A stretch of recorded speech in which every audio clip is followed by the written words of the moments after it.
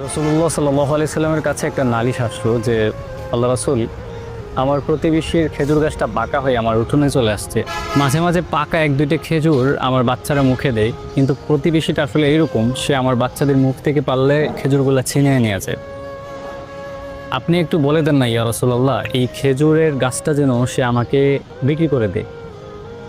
তখন আল্লাহ রাসূল সাল্লাল্লাহু আলাইহি সাল্লাম সেই খেজুরের মালিককে ডেকে পাঠালেন।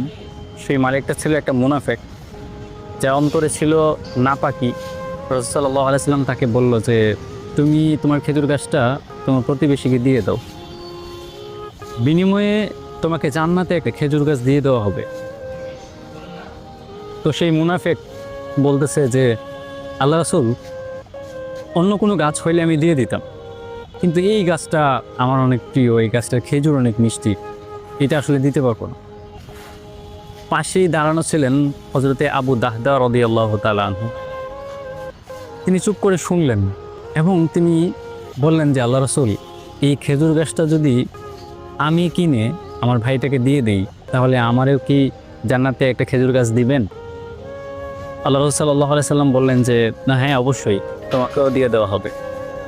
তখন সেই মুনাফিক ব্যক্তিটাকে বলল যে, এই খেজুর গাছটা আমার কাছে বিক্রি করে দে। তখন মুনাফিক বলল যে, আল্লাহ রাসূলকেই দেই নাই, তোকে কেন দিব?